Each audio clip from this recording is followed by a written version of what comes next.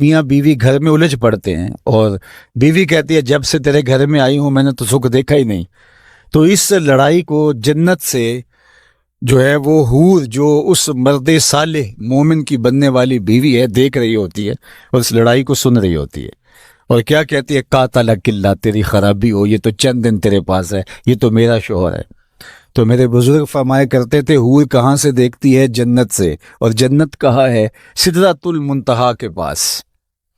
سدرۃ المنتہا کے پاس سے جنت سے حور دیکھتی بھی ہے، سنتی بھی ہے، جواب بھی دیتی ہے. اور حور کون ہے؟ میرے نبی کے غلام کی بننے والی بیوی ہے، منگیتر ہے ابھی. یہ اس کی سماعتوں کا عالم ہے یارو، مدینہ تو دور ہی نہیں ہے. تو کہا ان پاتے اور جو میں سنتا ہوں وہ تم نہیں سن پاتے. اللہ اکبر. حضور صلاۃ الاستسقاء پڑھانے لگے نا تو ہاتھ حضور نے آگے بڑھا لیا، پھر پیچھے کھینچ لیا، سلام پھرا تو پوچھا گیا حضور آپ نے ہاتھ آگے بڑھایا تھا، پھر کھینچ لیا. کہا جنت میں کھجوروں رہی. اور ہاتھ کہاں پہنچا؟ جنت میں. اور جنت کہاں ہے؟ سدرۃ المنتہا. ہاں نظر پہلے آسمان کے، دوسرے آسمان کے ستارے بھی دیکھ لیتی ہے. میرا ہاتھ 3 فٹ تک پہنچتا ہے، نظر تیسرے آسمان تک پہنچتی ہے. اور جس کا ہاتھ جنت تک پہنچتا ہے اس کی نگاہ کہاں تک پہنچتی ہے؟ اس کی نگاہوں کا عالم کیا ہو. تو کہا جلدی جلدی اپنی بلوں میں داخل ہو جاؤ، اللہ کے پیغمبر کا لشکر تمہیں کہیں بے خبری میں کچل نہ دے. تو اس پر حضرت سلیمان مسکرائے. اللہ اکبر. تو امام فخر الدین رازی علیہ رحمہ فرماتے ہیں کہ اس چیوٹی کو اس بات کا علم تھا کہ پیغمبر کی صحبت پانے والا لشکر جان بوجھ کر ننھی جان کو بھی ضائع نہیں کر سکتا. اس لیے اس نے کہا کہیں بے خبری میں نہ ماری جاؤ، کہیں بے خبری میں نہ کچلی جاؤ. تو یہ چیونٹی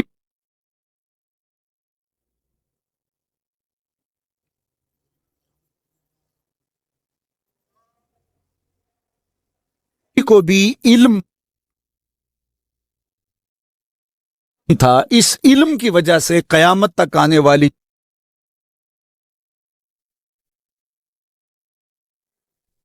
چیونٹیوں کا اس چیونٹی کو سردار بنا دیا گیا. یہ شعور رکھنے کی وجہ سے کہ پیغمبر کی صحبت میں بیٹھنے والا لشکر جان بوجھ کے ننھی جان کو بھی ضائع نہیں کر سکتا. اللہ اکبر. یہ ادراک، یہ شعور ایک چیونٹی بھی رکھ سکتی ہے، لیکن ایک تنظیم کے قائد کو کیوں نہیں پتا؟ یہ تو ایک چیونٹی کو بھی علم ہے. انسانی وجود کے ساتھ بم باندھ کر کے انسانوں کے انبوہ میں گھس جایا جاتا ہے اور پھر وہ بم پھٹتا ہے اور چھوٹے چھوٹے بچوں کی بدن کی بوٹیاں دیواروں سے چپک جاتی ہیں اور تنظیم کا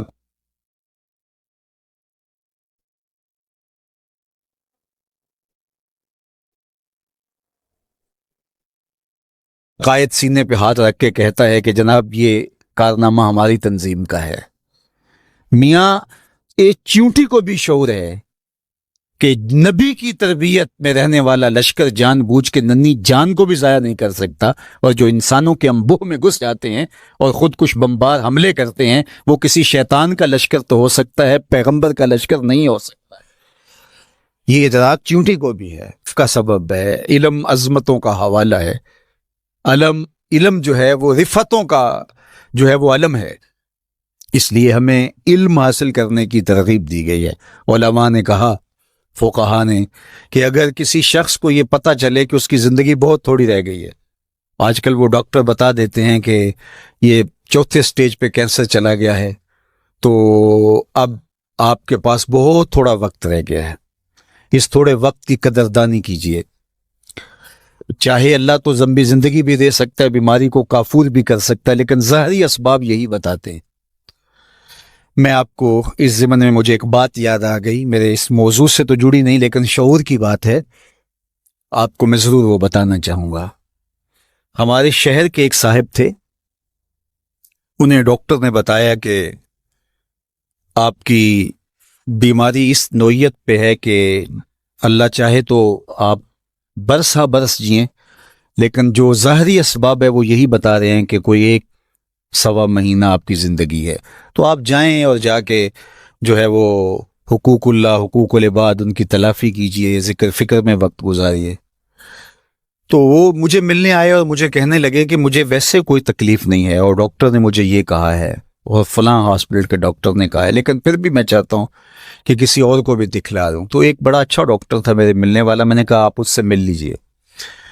تو انہوں نے مجھے فون کیا کہ جو حضرت آپ کے بھیجے ہوئے تھے تو وہ بالکل ایسی ہی پوزیشن ہے، کوئی ایک آدھ ماہ کے مہمان ہیں، تو باقی انہیں تکلیف ہو تو داخل بھی کیا جا سکتا ہے، لیکن کوئی تکلیف وہ کہتے ہیں مجھے نہیں ہے، تو ٹھیک ہے وہ اپنی زندگی گزاریں اور اللہ اللہ کریں، ذکر فکر میں لگے۔ تو وہ بعد میں میرے پاس آئے، مجھے کہنے لگے ڈاکٹر نے مجھے یہ کہا، تو میں نے کہا میری بھی ان سے یہی بات ہوئی ہے۔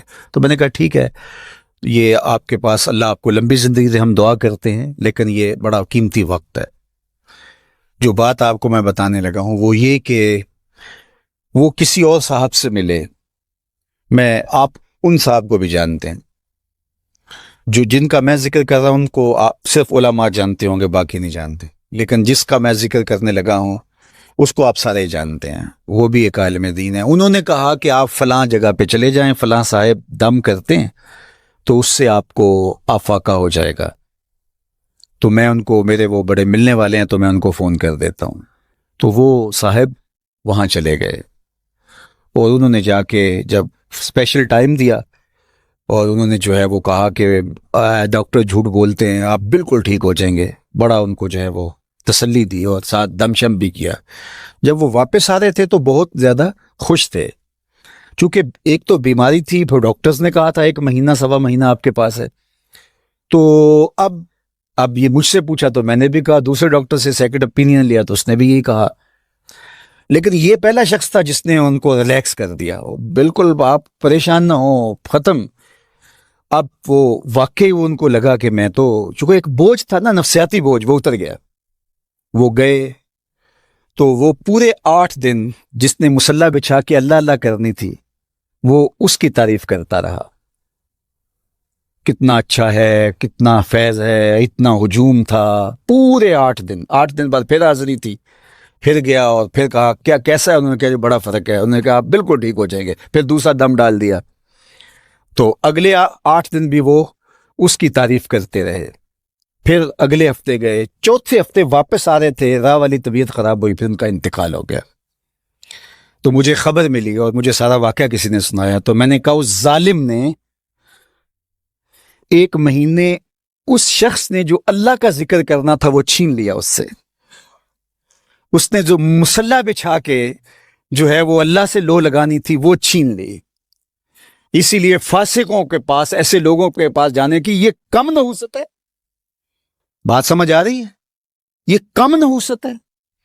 اور اس نے جو حقوق العباد کی تلافی کرنی تھی، ظاہر زندگی گزری ہے، کوئی کسی سے سختی تلخ بات ہو جاتی ہے تو کسی سے جا کہنا تھا میاں میں تو مہمان ہوں، مجھے معافی دے دے، تو وہ حق بھی سچ لیا۔ وہ پورا مہینہ سویر سے شام تک، وہ جمعہ بھی پڑھاتے تھے وہ صاحب، میں نام نہیں لیتا، تو جمعے میں بھی انہوں نے تذکرہ کیا کہ وہ بڑا فیض ہے یار، مجھے تو بڑا فائدہ ہو گیا۔ ہوا کیا کہ وہ نفسیاتی بوجھ اتر گیا، اور ہوا وہ جو ڈاکٹر نے بتایا تھا، تو وہ اس سے اللہ کا ذکر چھین لیا۔ یہ بڑی باریک چال ہوتی ہے، تو اس سے ہمیں پناہ بھی مانگنی چاہیے۔ ایک صاحب تھے، وہ عیسائی ہو گئے ایک زمانے میں، اور تھے وہ امام مسجد، تو وہ تقسیم ہند سے پہلے کی بات ہے اور وہ سیالکوٹ کا علاقہ تھا۔